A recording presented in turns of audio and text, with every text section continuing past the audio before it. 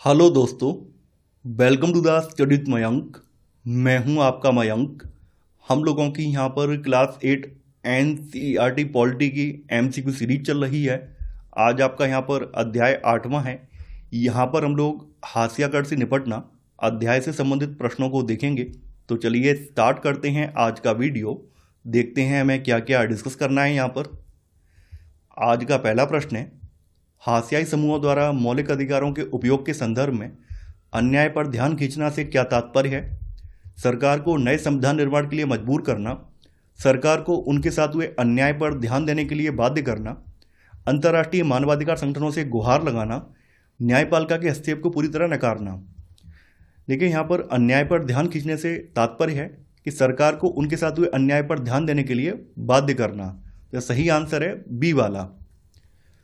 दूसरा प्रश्न है, भारत में हाशियाकट के संदर्भ में निम्नलिखित कथनों पर विचार कीजिए। हाशियाई समूहों ने अपनी स्थिति सुधारने के लिए केवल संवैधानिक और कानूनी रास्तों का ही सहारा लिया है। हाशियाई समूहों द्वारा संविधान की भावना के अनुरूप नए कानून बनवाने के लिए सरकार पर दबाव बनाना मौलिक अधिकारों के उपयोग का एक तरीका है। संविधान के अनुच्छेद 15 और 17 का उद्देश्य सामाजिक असमानता को कानूनी रूप से समाप्त करना है। उपयुक्त में से कितने कथन सही हैं? देखिए, हाशियाई समूहों ने अपनी स्थिति सुधारने के लिए और विरोध दर्ज करने के लिए सामाजिक आंदोलनों, धार्मिक परिवर्तन, लोक कला, साहित्य, शांतिपूर्ण विरोध प्रदर्शन, इन सब माध्यमों से प्रयास किए हैं। तो यहाँ पर यह कहना गलत हो जाएगा केवल संवैधानिक और कानूनी रास्तों का ही सहारा लिया है। तो यहाँ पर पहला वाला स्टेटमेंट जो है गलत हो जाएगा। यहाँ पर सेकंड वाला कथन बिल्कुल सही है कि हाशियाई समूहों द्वारा संविधान की भावना के अनुरूप नए कानून बनवाने के लिए सरकार पर दबाव बनाना ये मौलिक अधिकारों के उपयोग का एक तरीका है। और ये बात हमने पहले प्रश्न में देखी भी है। संविधान का जो अनुच्छेद 15 और 17 है, जैसा कि आप लोग जानते हैं, अनुच्छेद 15 में जो प्रावधान दिए गए हैं वहाँ पे बोला गया है कि राज्य किसी भी व्यक्ति के साथ धर्म, जाति, मूलवंश, लिंग आदि के आधार पर भेदभाव नहीं करेगा। और अनुच्छेद 17 जो है वो अनटचेबिलिटी के समाप्ति से संबंधित है कि अगर कोई व्यक्ति छुआछूत का चलन चलाता है तो उस पर दंडनीय कार्यवाही होगी। वो कानून की नज़र में गलत है। तो यहाँ पर ये दोनों अनुच्छेद जो हैं इनका इस्तेमाल जो है सामाजिक असमानता को कानूनी रूप से समाप्त करना है। तो यहाँ पर 2 और 3 सही हैं। तो यहाँ पर केवल 2 कथन सही हैं। तो आंसर है आपका बी वाला, केवल 2। तीसरा प्रश्न है, कथन अल्पसंख्यक समुदायों को अनुच्छेद 29-30 के तहत विशेष अधिकार दिए गए हैं। कारण संविधान का उद्देश्य बहुसंख्यक संस्कृति के प्रभाव से अल्पसंख्यकों की भाषा और संस्कृति की रक्षा करना है। तो यहाँ पर आपको कूट का प्रयोग करके सही उत्तर का चयन करना है। जैसा कि आप लोग जानते हैं, हमारे संविधान के मौलिक अधिकारों में अनुच्छेद 29 और 30 में अल्पसंख्यक समुदायों को सांस्कृतिक और शैक्षणिक अधिकार मिले हैं। इसका उद्देश्य यही है कि जो बहुसंख्यक संस्कृति है वो अल्पसंख्यकों को दबा ना सके और ना ही उनकी भाषा और संस्कृति को नष्ट कर पाए। इसी वजह से मौलिक अधिकारों में अनुच्छेद 29 और 30 के प्रावधान ऐड किए गए हैं। तो यहाँ पर कथन और कारण दोनों सही हैं और कारण जो है कथन की सही व्याख्या भी कर रहा है। तो आंसर है आपका ए वाला। चौथा प्रश्न है, अनुच्छेद 15 के तहत भेदभाव के निषेध का दायरा क्या है? केवल जाति और धर्म के आधार पर, केवल लिंग और जन्मस्थान के आधार पर, धर्म, नस्ल, जाति, लिंग या जन्मस्थान के आधार पर, केवल आर्थिक स्थिति और शिक्षा के आधार पर। देखिए, अनुच्छेद 15 के तहत 5 प्रकार से, यानी यहाँ पे 5 प्रकार दिए गए हैं जिनके आधार पर राज्य जो है भेदभाव नहीं कर सकता है। वो है धर्म, नस्ल, जाति, लिंग या जन्म स्थान के आधार पर राज्य जो है किसी भी नागरिक के साथ भेदभाव नहीं करेगा। तो यहाँ पर सही आंसर है सी वाला। 5वां प्रश्न है, संविधान में वर्णित सांस्कृतिक और शैक्षिक अधिकारों अनुच्छेद 29-30 का प्राथमिक लाभ किन समुदायों को मिलता है? केवल भाषाई अल्पसंख्यक, केवल धार्मिक अल्पसंख्यक, केवल आर्थिक रूप से पिछड़े वर्ग या भाषाई और धार्मिक दोनों अल्पसंख्यक। देखिए, संविधान के अनुच्छेद 29 और 30 जो हैं ये मुख्य रूप से भाषाई और धार्मिक अल्पसंख्यकों के अधिकारों की रक्षा करते हैं। तो यहाँ पर सही आंसर है डी वाला।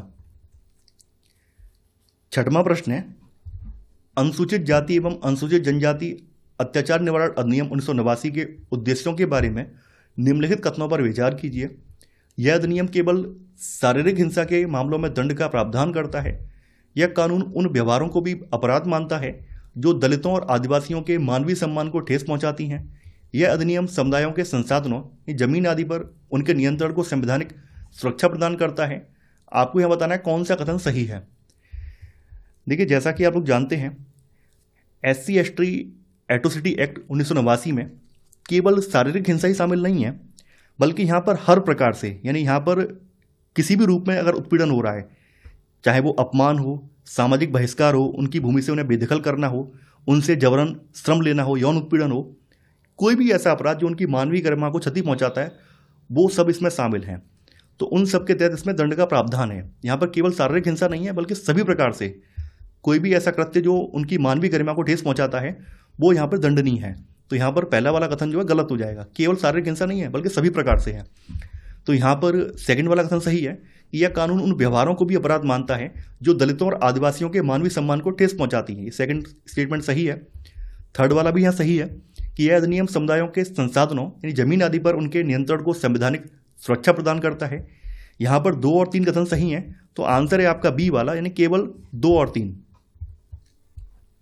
7वां प्रश्न है, कथन दिया गया है भारतीय संविधान की 5वीं और 6ठी अनुसूची आदिवासियों की जमीन को बाहरी व्यक्तियों को हस्तांतरित करने पर रोक लगाती है। कारण, आदिवासियों की सांस्कृतिक और आर्थिक पहचान उनकी जमीन और संसाधनों से गहराई से जुड़ी होती है। आपको यहाँ पर कूट का प्रयोग करके सही उत्तर का चयन करना है। देखिए, भारतीय संविधान की जो 5वीं अनुसूची है, जिसमें कि अधिकांश राज्यों के अनुसूचित क्षेत्रों के लिए ये सूची बनाई गई है, और 6ठी अनुसूची जो है ये विशेष रूप से पूर्वोत्तर के राज्यों के लिए, जिसमें कि असम, मेघालय, त्रिपुरा और मिजोरम, ये 4 राज्य इसमें आ जाते हैं। तो यहाँ पर रहने वाले आदिवासियों के भूमि अधिकारों की सुरक्षा से संबंधित जो प्रावधान है इन दोनों सूचियों में वर्णित हैं, यानी 5वीं और 6ठी सूचियों में। 6ठी सूची में 4 राज्य आ जाते हैं, 5वीं सूची में जिन जिन राज्यों में अनुसूचित जनजातियाँ रहती हैं उनसे संबंधित प्रावधान दिए गए हैं। तो यहाँ पर कथन यहाँ पे बिल्कुल सही है।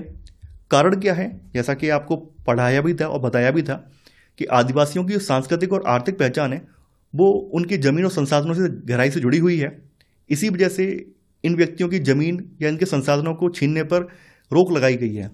तो यहाँ पर कथन कारण दोनों सही हैं, और कारण जो है कथन की सही व्याख्या भी कर रहा है। तो आंसर है आपका ए वाला।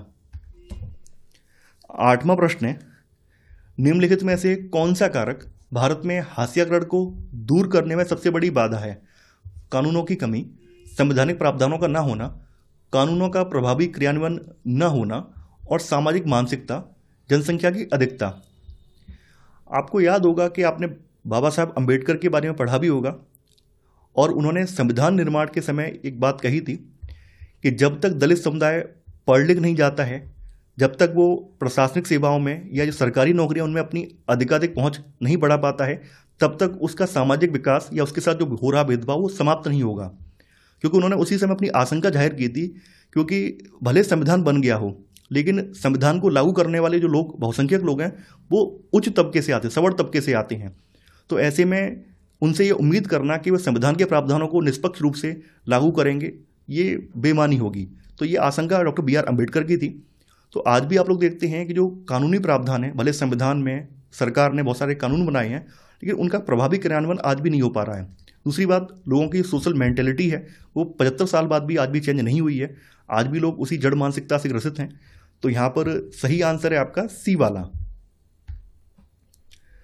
9वां प्रश्न है, हास्याकर समूहों के संदर्भ में आत्म परिष्कार से क्या तात्पर्य है? केवल आर्थिक रूप से समृद्ध होना, शिक्षा, सामाजिक चेतना एवं सांस्कृतिक जागरूकता के माध्यम से अपनी सामाजिक स्थिति और गरिमा की पुनर्प्राप्ति करना, अन्य धर्मों एवं समुदायों की आलोचना करना, अपने अधिकारों की प्राप्ति हेतु हिंसात्मक साधनों का सहारा लेना। देखिए, हास्याकर समूहों के संदर्भ में आत्म परिष्कार का मतलब है कि शिक्षा के माध्यम से, सामाजिक चेतना के माध्यम से या फिर सांस्कृतिक जागरूकता के माध्यम से अपनी जो सामाजिक स्थिति है और गरिमा की पुनर्प्राप्ति करना। जैसा कि आप लोग जानते हैं, इतिहास में भी आपने पढ़ा होगा, कई ऐसे व्यक्ति रहे हैं जिन्होंने एजुकेशन के माध्यम से या जन चेतना के माध्यम से जो उनके समाज के साथ जो भेदभाव हो रहा था, उस भेदभाव को खत्म करने का प्रयास किया। डॉक्टर BR अम्बेडकर, ज्योतिबा फुले इसके सबसे बड़े उदाहरण हैं।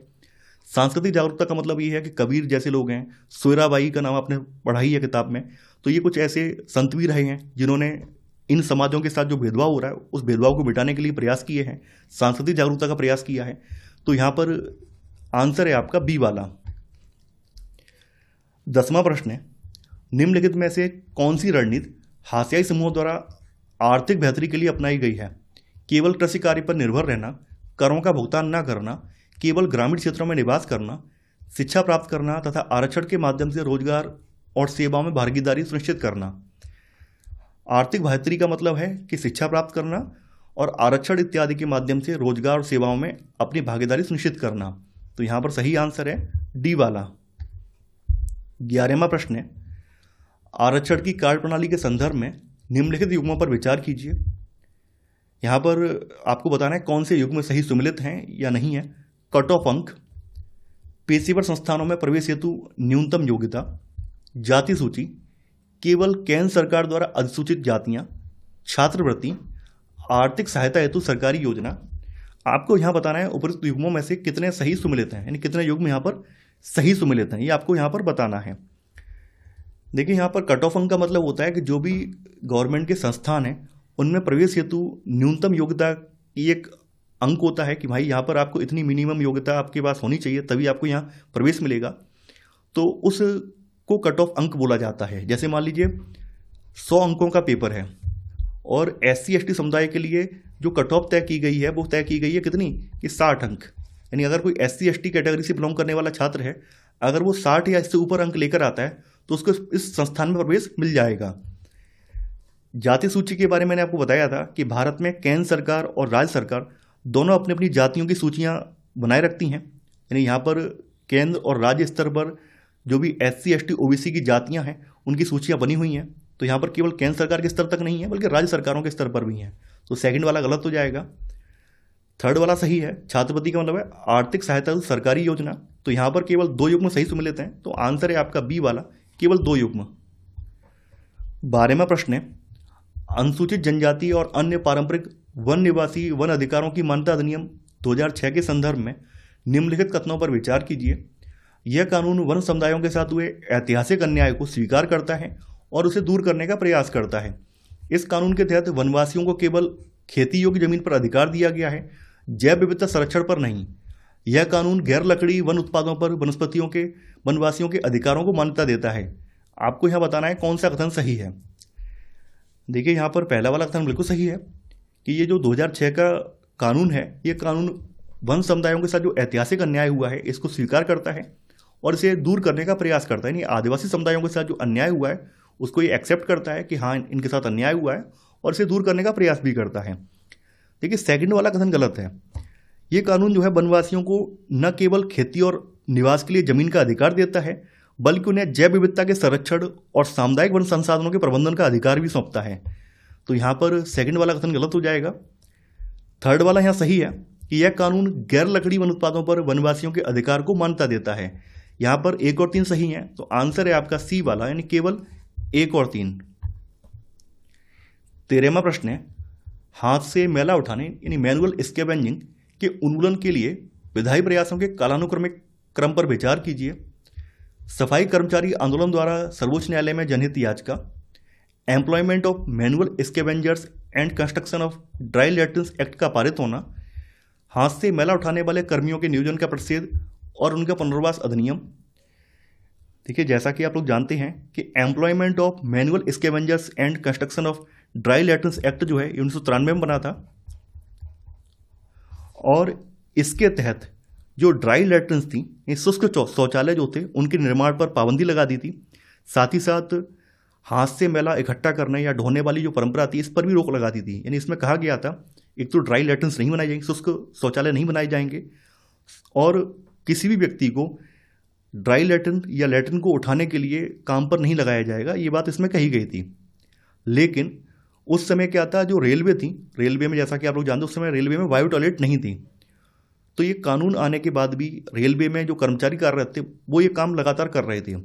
तो सन 2003 में जो सफाई कर्मचारियों का एक आंदोलन होता है और ये लोग सुप्रीम कोर्ट में रिट डालते हैं कि भाई 1993 में आपने कानून बना दिया, सरकार ने कानून बना दिया, उसके बाद भी आज भी रेलवे जैसे जो सरकार के उपक्रम है वहाँ भी हमें यही काम करना पड़ रहा है, हाथ से लैट्रिन उठानी पड़ रही है। तो फिर सुप्रीम कोर्ट एक गाइडलाइन तैयार करता है। सुप्रीम कोर्ट सरकार से जवाब मांगता है कि 6 महीने में आप जवाब दीजिए कि आपने सुधार क्यों नहीं किया। तो सुप्रीम कोर्ट उस समय जवाब मांगती है, कुछ दिशा निर्देश भी देती है। फिर बाद में सन 2013 में सरकार एक और नया कानून बनाती है तो यहाँ पर 13 में कानून आता है कि हाथ से मैला उठाने वाले कर्मियों के नियोजन का प्रसिद्ध और उनका पुनर्वास अधिनियम। यानी पुनर्वास का मतलब ये कि जहाँ भी जिस संस्थान में ये कार्यरत हैं, जिस इस काम के लिए काम कर रहे हैं, तो इन्हें इस काम से हटाकर किसी और में शिफ्ट करना। तो सबसे पहले जो स्टार्ट है यहाँ पर ये 1993 में हुआ है, फिर 2003, फिर 2013। तो यहाँ सही क्रम है 2, 1, 3। तो आंसर है आपका बी वाला। 14वां प्रश्न है, आदिवासी कार्यकर्ता सी के जानू के तर्कों के संदर्भ में आदिवासियों के विस्थापन के लिए निम्नलिखित में से कौन से कारक उत्तरदायी हैं?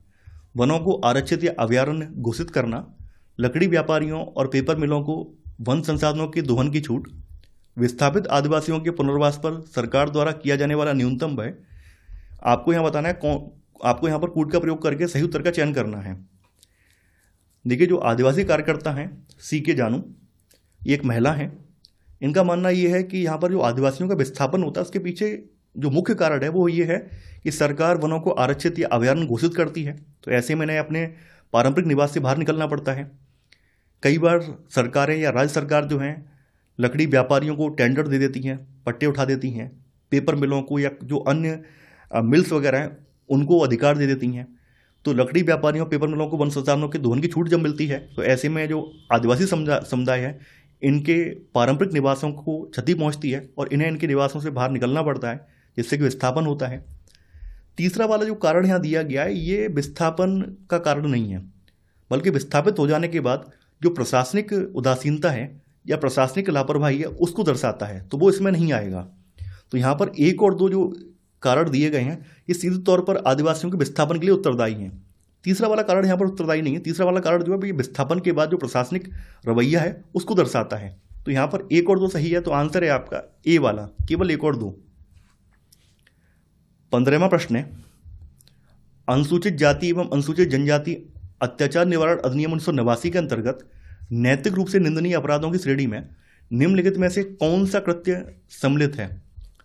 बंधुआ मजदूरी करवाना, चेहरे या देह पर रंग लगाकर अपमानित करना या नंगा घुमाना, सरकारी योजनाओं का लाभ न देना, शिक्षा के अधिकार से वंचित करना। देखिए, 1989 के जो अनुसूचित जाति अनुसूचित जनजाति अत्याचार निवारण अधिनियम है, इसमें नैतिक रूप से जो निंदनीय अपराध हैं उनमें शामिल जो अपराध हैं उनमें किसी व्यक्ति को अखाद्य या गंदा पदार्थ पीने या खाने के लिए मजबूर करना, किसी व्यक्ति को नग्न घुमाना या उसके चेहरे या देह पर रंग लगाकर अपमानित करना, जबरन बाल कटवाना, मूछें मुड़वाना, ये सब शामिल है। तो यहाँ पर आपका सही आंसर है बी वाला। 16वां प्रश्न है, रत्नम के केस स्टडी का विश्लेषण करते हुए सामाजिक बहिष्कार को किस रूप में देखा जा सकता है? यह केवल एक व्यक्तिगत विवाद था, यह ऊंची जातियों द्वारा शक्ति संरचना को बनाए रखने का एक उपकरण था, यह दलित समुदाय के भीतर आंतरिक मतभेद का परिणाम था। आपको यहाँ पर कूट का प्रयोग करके सही विकल्प का चयन करना है। देखिए, रत्नम के मामले में हमने किताब में ये पढ़ा कि सामाजिक बहिष्कार कोई सामान्य व्यक्तिगत झगड़ा नहीं था, बल्कि इसके पीछे गहरे सामाजिक और राजनीतिक कारण थे। यहाँ पर कुछ प्रभावशाली जातियाँ जो थीं वो इस प्रथा के माध्यम से अपना वर्चस्व बनाए रखना चाहती थीं, तो यह ऊंची जातियों द्वारा शक्ति संरचना को बनाए रखने का एक उपकरण था। यहाँ पर सेकंड वाला सही आंसर है, तो आंसर है आपका यहाँ पर बी वाला, केवल दूसरा। 17वां प्रश्न है, निम्नलिखित व्यक्तियों या संदर्भों तथा उनसे संबंधित आंदोलनों पहचानों के युग्मों पर विचार कीजिए। सी के जानू, भक्ति परंपरा या महार संत, रत्नम आदिवासी कार्यकर्ता, सोयराबाई, जगमाल गुर्ग संघर्ष। जैसा कि आप लोग जानते हैं सी के जानू जो हैं ये आदिवासी कार्यकर्ता हैं, रत्नम का नाम जो है जगमाल गुर्ग संघर्ष से जुड़ा हुआ है, सोयराबाई जो हैं ये महाराष्ट्र की एक संत हैं, ये भक्ति परंपरा से जुड़ी हुई संत हैं जो कि महार जाति से बिलोंग करती थी। तो सी के जानू यानी ए का दूसरा, बी का तीसरा, सी का पहला, तो यहाँ पर सही कूट है ए वाला, तो आंसर है आपका ए। 18वां प्रश्न है, संविधान की कौन सी अनुसूचियाँ जनजातीय क्षेत्रों के प्रशासन और भूमि सुरक्षा से संबंधित हैं? तीसरी और चौथी अनुसूची, 5वीं और 6ठी अनुसूची, 7वीं और 8वीं अनुसूची, 9वीं और 10वीं अनुसूची। तो ये 5वीं और 6ठी अनुसूची है, तो आंसर है आपका बी वाला। 19वां प्रश्न है, कबीर और सोयराबाई की शिक्षाओं का आधुनिक भारतीय संविधान के किन मूल्यों से सीधा संबंध है? बंधुत्व, प्रतिष्ठा और अवसर की समता, व्यक्ति की गरिमा। आपको यहाँ पर सही कूट का चयन करना है। देखिए, जैसा कि आप लोग जानते हैं कि कबीर और सोराबाई दोनों ही भक्ति काल के कवि और संत रहे हैं, तो इन्होंने जो है मानवीय मूल्यों की वकालत की है, जो आज भारतीय संविधान की प्रस्तावना में और मौलिक अधिकारों में शामिल हैं। तो यहाँ पर ये बंधुत्व, प्रतिष्ठा और अवसर की समानता या व्यक्ति गरिमा, ये तीनों ही जो मूल्य हैं, इन तीनों मूल्यों की वकालत कबीर और सोराबाई दोनों ने की है, जो कि हमारे संविधान में भी आज शामिल हैं। तो यहाँ पर सही आंसर है आपका डी वाला, यानी 1, 2 और 3। 20वां प्रश्न है, कथन दिया गया है 1993 के कानून के बावजूद भारत में मेला ढकने की प्रथा पूरी तरह से समाप्त नहीं हुई। कारण, रेलवे जैसे सरकारी उपक्रमों में लंबे समय तक सूखे शौचालयों की सफाई के लिए इस प्रथा का उपयोग किया जाता रहा। आपको यहाँ पर कूट का प्रयोग करके सही उत्तर का चयन करना है।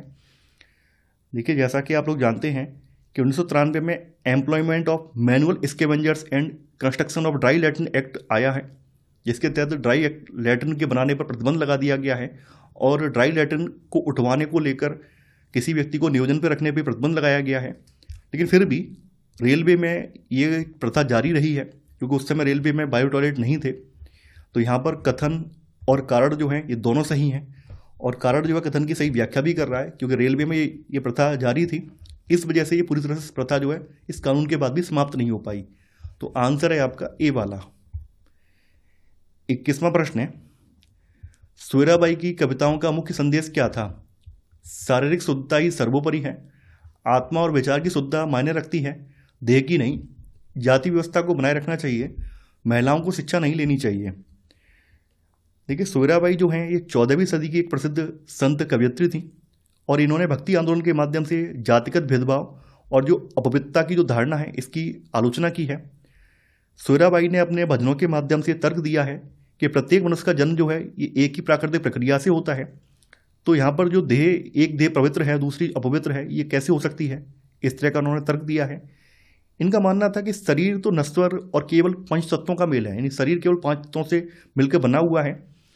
जो असली शुद्धता है वो मनुष्य के विचारों से, भक्ति और उसकी आत्मा में निहित होती है। यानी यहाँ पर आत्मा और विचार की शुद्धता मायने रखती है, देह की नहीं, ये इनका तर्क था। तो आंसर है आपका बी वाला। 22वां प्रश्न है, कबीर की श्रम की अवधारणा का क्या अर्थ है? श्रम का अर्थ केवल शारीरिक परिश्रम अथवा थकान तक सीमित है। श्रम केवल तथाकथित अछूत समुदायों तक सीमित है। श्रम के माध्यम से आध्यात्मिक उन्नति अथवा मोक्ष की प्राप्ति संभव नहीं है। श्रम ही ईश्वर और ब्रह्मांड को समझने का वास्तविक माध्यम है। देखिए, जैसा कि आप लोग जानते हैं, कबीर जुलाहा समाज से आते थे और ये जुलाहे थे। तो संत कबीर की नज़र में श्रम केवल पेट पालने का माध्यम नहीं था, बल्कि एक आध्यात्मिक साधना भी थी। इन्होंने इस धारणा को चुनौती दी थी कि आध्यात्मिक ज्ञान केवल वेदों के पाठन से या संसार को त्यागने से मिल सकता है। कबीर का मानना यह था कि एक मेहनतकश व्यक्ति भी अपने श्रम के माध्यम से आध्यात्म को प्राप्त कर सकता है, जो सत्य है उसको जान सकता है। तो यहाँ पर सही आंसर है डी वाला, ये श्रम ही ईश्वर और ब्रह्मांड को समझने का वास्तविक माध्यम है। 23वां प्रश्न है, जाति व्यवस्था के कारण हास्याकृत रहे समुदायों द्वारा दलित शब्द का चुनाव क्या दर्शाता है? अपनी लाचारी और असहायता को व्यक्त करना, जाति व्यवस्था द्वारा किए गए दमन की ऐतिहासिक सच्चाई को स्वीकारना और उसे चुनौती देना, सरकार से अधिक वित्तीय सहायता की मांग करना, केवल अपनी धार्मिक पहचान में परिवर्तन करना। देखिए, दलित शब्द का अर्थ होता है दबाया गया, कुचला गया या तोड़ा गया। देखिए, इस शब्द को अपनाकर ये समुदाय ये दिखाना चाहता है या जाहिर करना चाहता है कि उनकी जो वर्तमान स्थिति है वो किसी दैवी इच्छा या भाग्य का परिणाम नहीं है, बल्कि सामाजिक प्रथा, जिसको जाति व्यवस्था कहते हैं, उसके द्वारा उन पर यह स्थिति थोपी गई है। वर्तमान में उनके साथ जो कुछ हो रहा है, वो जो कुछ झेल रहे हैं, उसका परिणाम ये नहीं है ऊपर से भगवान ने कुछ ऐसा किया है। एक सामाजिक व्यवस्था, जो जाति व्यवस्था, उसकी वजह से उन्हें ये सब कुछ झेलना पड़ा है। तो ये लोग जो हैं, इनके साथ इतिहास में जो भी अन्याय हुआ है, जो भी दमन हुआ है, उसको रिप्रेजेंट करने के लिए दलित शब्द इस्तेमाल करते हैं। तो यहाँ पर सही आंसर है बी वाला। 24वां प्रश्न है, अनुसूचित जाति एवं अनुसूचित जनजाति अत्याचार निवारण अधिनियम 1989 के तहत जमीन के अधिकारों की सुरक्षा के संदर्भ में क्या सही नहीं है? यह गैर आदिवासियों द्वारा आदिवासी भूमि पर अवैध कब्जे को अपराध मानता है? यह जबरन भूमि हस्तांतरण को प्रतिबंध करता है? यह कानून आदिवासियों को उनकी जमीन का मालिक बनने से रोकता है? यह विस्थापितों के पुनर्वास की बात को पुख्ता करता है। देखिए यहाँ पर पहला वाला कथन बिल्कुल सही है कि यह जो है गैर आदिवासियों द्वारा आदिवासी भूमि पर जो अवैध कब्जा है इसको अपराध मानता है। ये जबरन भूमि हस्तांतरण को प्रतिबंधित करता है। और सी वाला जो गलत है, देखिए ये कानून जो है आदिवासियों को उनकी ज़मीन का मालिक मानने से रोकता नहीं है, बल्कि उनकी ज़मीन का उनको मालिक घोषित करता है। तो यह सी वाला गलत हो जाएगा। इसमें जो विस्थापितों के पुनर्वास की बात भी की गई है, तो यहाँ पर डी वाला सही है, यहाँ पर सी वाला गलत है। तो आंसर है आपका सी वाला। 25वां प्रश्न है, हाशियाकर समुदायों के अधिकारों के संदर्भ में निम्नलिखित कथनों पर विचार कीजिए। अनुच्छेद 17 के अनुसार अस्पृश्यता का उल्लंघन किया गया है, अतः किसी दलित को मंदिर में प्रवेश, शिक्षा प्राप्ति तथा सार्वजनिक सुविधाओं के उपयोग से वंचित नहीं किया जा सकता है। अनुच्छेद 15 के अनुसार राज्य किसी नागरिक के साथ धर्म, नस्ल, जाति, लिंग या जन्म स्थान के आधार पर भेदभाव नहीं करेगा। अनुच्छेद 29 और 30 अल्पसंख्यक समुदायों के सांस्कृतिक एवं शैक्षणिक अधिकारों की रक्षा से संबंधित हैं। आपको यह बताना है कौन सा कथन सत्य है। देखिए इन सभी स्टेटमेंट के बारे में हम लोग पहले चर्चा कर चुके हैं, और जैसा कि आप लोग जानते हैं अनुच्छेद 17 जो है ये अनटचेबिलिटी को अबॉलिश करने से संबंधित है। इसके तहत अस्पृश्यता का उल्लंघन कर दिया गया है, और अछूत माने जाने वाले जो समुदाय थे अब इनको मंदिर में प्रवेश, शिक्षा प्राप्ति और सार्वजनिक सुविधाओं के उपयोग से वंचित नहीं किया जा सकता है। तो यहाँ पहला वाला कथन सही है। सेकंड वाला अनुच्छेद 15 भी सही है। अनुच्छेद 29-30 के बारे में मैंने आपको बताया था कि ये जो है माइनॉरिटी को सांस्कृतिक और शैक्षणिक अधिकार प्रदान करते हैं। यहाँ पर सभी कथन सही हैं, तो आंसर है आपका डी वाला, इन उपरोक्त सभी। 26वां प्रश्न है, सरकार द्वारा हाशियाई समुदायों के लिए बनाई गई नीतियों के संदर्भ में निम्नलिखित कथनों पर विचार कीजिए। राज्य और केंद्र सरकार जनजातीय आबादी वाले या भारी दलित आबादी वाले इलाकों में विशेष प्रकार की योजनाएं सामाजिक न्याय को बढ़ावा देने के लिए लागू करती है। आरक्षण की व्यवस्था के अंतर्गत शिक्षा संस्थानों व सरकारी नौकरियों में दलित व आदिवासियों के लिए कुछ सीटें आरक्षित की गई हैं। आरक्षण के संदर्भ में केंद्र व राज्य के स्तर पर जातियों की एक ही सूची होती है। उम्मीदवारों को शैक्षणिक संस्थानों या सरकारी नौकरियों में आरक्षण मूल निवास प्रमाण पत्र के आधार पर दिया जाता है। आपको यहाँ बताना है कौन सा कथन गलत है। देखिए राज्य सरकारें और केंद्र सरकार जो है ये जनजातियों के लिए, दलितों के लिए समय समय पर विशेष प्रकार की योजनाएं लागू करती है ताकि देश में सामाजिक न्याय को बढ़ावा मिल सके। तो यहाँ पर पहला वाला कथन बिल्कुल सही है। आरक्षण की व्यवस्था के अंतर्गत शिक्षा संस्थानों में और सरकारी नौकरियों में कुछ सीटें एससी और एसटी समुदायों के लिए रिजर्व की गई हैं। तो यहाँ सेकंड वाला भी सही है। देखिए जैसा कि आप लोग जानते हैं आरक्षण के संदर्भ में केंद्र और राज्य सरकारों के स्तर पर जो सूचियाँ होती हैं वो अलग अलग होती हैं। जैसे मान लीजिए कुछ जातियाँ केंद्र की सूची में अनुसूचित जाति या पिछड़ा जाति में आती हैं, तो जरूरी नहीं है कि राज्य में भी वो अनुसूचित जाति और पिछड़ा में आती हों। यानी कुछ जातियाँ आपने देखी होंगी कि मान लीजिए किसी राज्य में वो ओबीसी में है लेकिन केंद्र में वो जनरल में आ जाती हैं। तो ये जरूरी नहीं है कि दोनों यानी केंद्र और राज्य स्तर की सूचियों में जातियाँ जो हैं एक ही सूची में हों, ये जरूरी नहीं है। थर्ड वाला कथन गलत हो जाएगा। अगर किसी व्यक्ति को एससी या एसटी कोटे का लाभ लेना है तो उसके पास जाति प्रमाण पत्र होना अनिवार्य है, न कि मूल निवास प्रमाण पत्र। तो यहाँ पर चौथा वाला कथन गलत हो जाएगा। यहाँ पे पूछा गया है कौन सा कथन असत्य है, तीनों चार असत्य है, तो आंसर है आपका सी, केवल तीनों चार गलत है। 27वां प्रश्न है, अनुसूचित जाति एवं अनुसूचित जनजाति अत्याचार निवारण अधिनियम के संदर्भ में निम्नलिखित कथनों में से कौन सा सही नहीं है। यह कानून 1989 में दलितों तथा अन्य समुदायों की मांगों के जवाब में बनाया गया था। इस कानून में शारीरिक रूप से खौफनाक और नैतिक रूप से निंदनीय अपमान के स्वरूपों की सूची दी गई है। इसमें ऐसे कृत्यों की भी सूची दी गई है जिनके जरिए दलितों और आदिवासियों को उनके साधारण संसाधनों से वंचित किया जाता है। इस कानून में दलित महिलाओं के साथ होने वाले अत्याचारों का प्रावधान नहीं है। देखिए जैसा कि आप लोग जानते हैं कि ये कानून जो 1989 में बनाया गया था, यहाँ पर ऐसे अपराध इसमें या ऐसे कृत्य इसमें शामिल हैं जो शारीरिक रूप से खौफनाक हैं और नैतिक रूप से निंदनीय हैं, उनकी सूची यहाँ दी गई है। और इस प्रकार के कृत्यों की सूची भी दी गई है जिसके जरिए दलितों और आदिवासियों के संसाधन हैं उनसे उनको वंचित किया जाता है या उन पर कोई कब्जा कर लेता है, उसके बारे में भी जिक्र किया गया है। इसमें जो है इन समुदायों की जो महिलाएं हैं उनको लेकर भी अधिकार दिए गए हैं कि इनकी महिलाओं के साथ कोई अगर यौन शोषण वगैरह करता है या किसी प्रकार का कोई अन्य अपराध करता है, अत्याचार करता है, तो वो भी इसमें काउंट किया जाएगा। तो यहाँ पर डी वाला गलत हो जाएगा। तो यहाँ लिखा हुआ है इस कानून में दलित महिलाओं के साथ होने वाले अत्याचारों का प्रावधान नहीं, ये गलत है। यानी इसमें महिलाओं के साथ होने वाले अत्याचारों का प्रावधान भी शामिल है। तो आंसर है आपका डी वाला। 28वां प्रश्न है, हाथ से मैला उठाने यानी मैनुअल स्कैवेंजिंग की प्रथा के उन्मूलन के संदर्भ में निम्नलिखित कथनों पर विचार कीजिए। 1993 में सरकार ने employment of manual scavengers and construction of dry latrines prohibition act 1993 पारित किया, जो कि सिर पर मैला ढोने वाले कर्मियों के नियोजन और सूखे शौचालयों के निर्माण पर प्रतिबंध लगाता है। रेलवे जैसे सरकारी उपक्रमों में हाथ से मैला उठाने वाले कर्मियों के नियोजन का प्रसिद्ध और उनके पुनर्वास से संबंधित अधिनियम को 6 दिसंबर 2013 में लागू किया गया। गुजरात के भंगी, आंध्र प्रदेश के पाखी और तमिलनाडु के सिक्कलयार परंपरागत रूप से इस कार्य से जुड़े समुदायों में सम्मिलित रहे हैं। आपको यहाँ बताना है कौन सा कथन सही है। देखिए 1993 में जो सरकार ने employment of manual scavengers and construction of dry latrine prohibition act पारित किया था।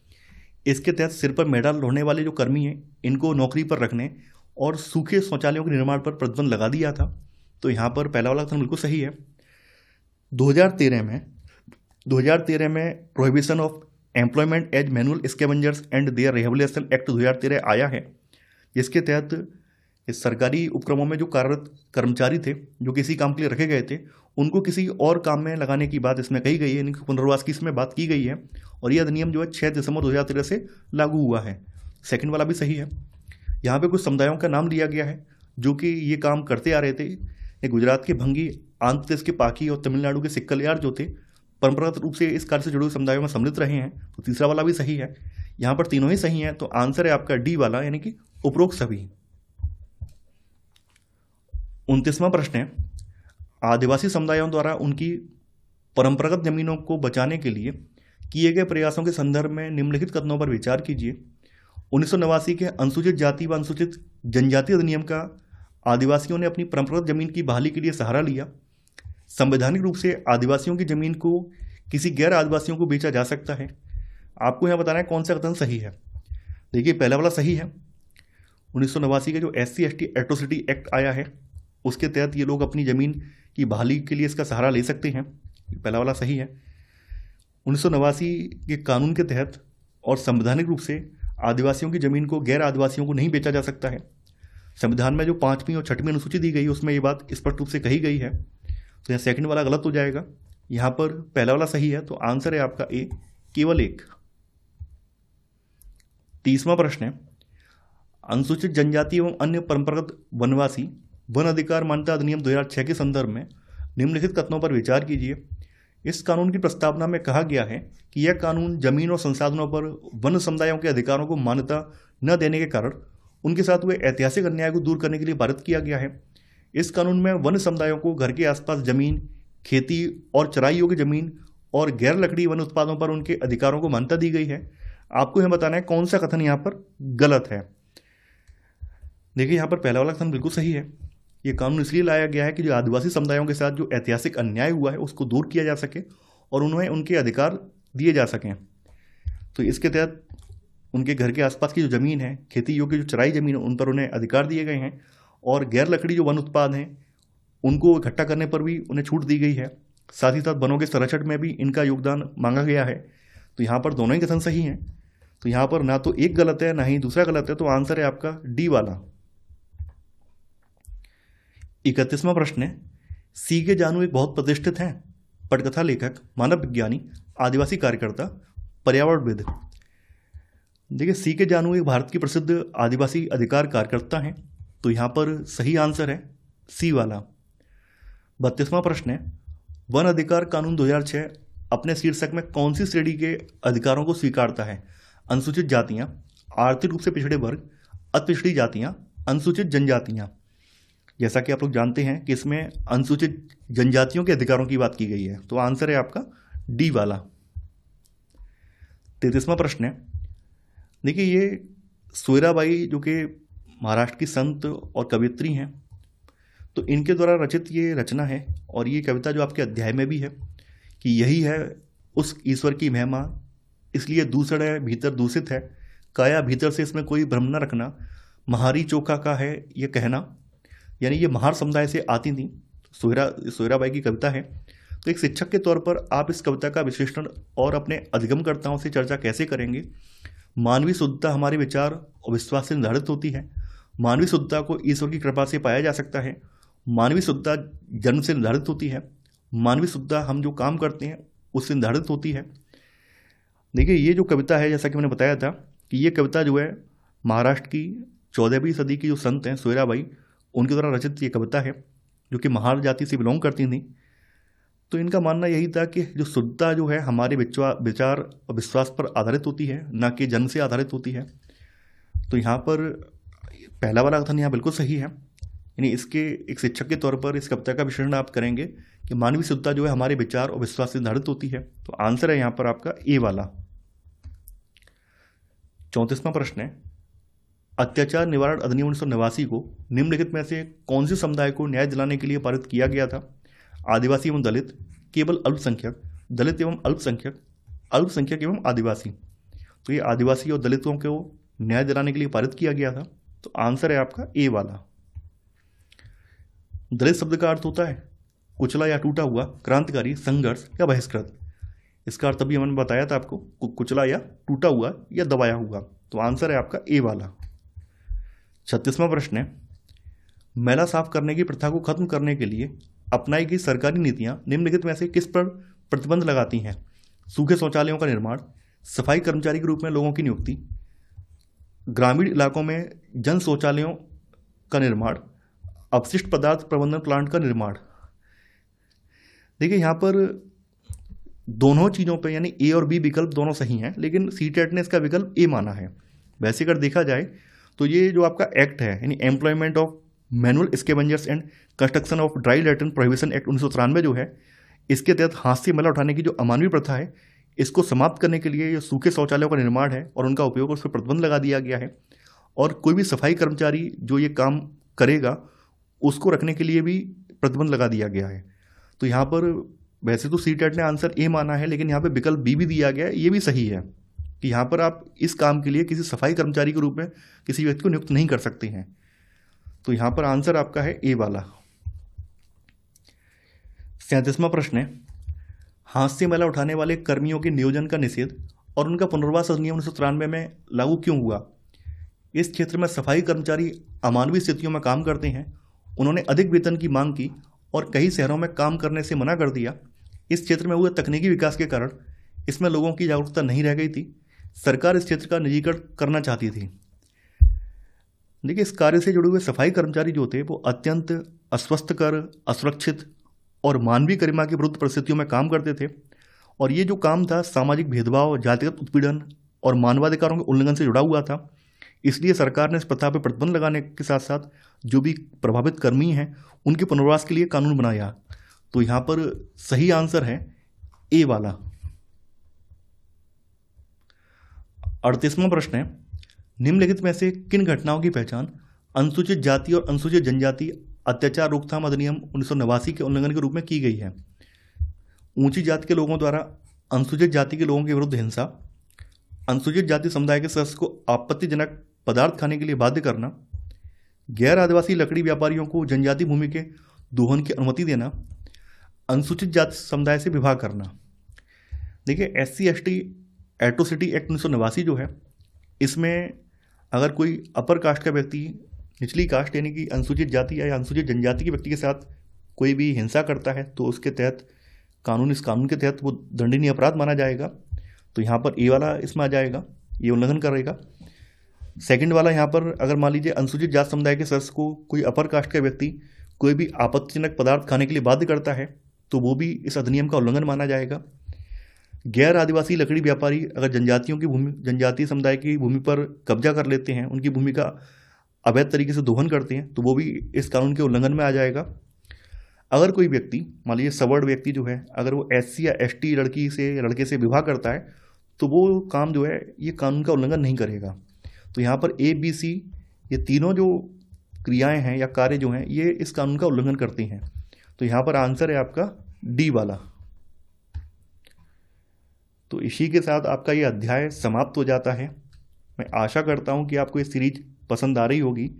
आप लोग इस वीडियो को लाइक और शेयर करना बिल्कुल ना भूलें। तो आज के लिए इतना ही। Thanks for watching. जय हिंद।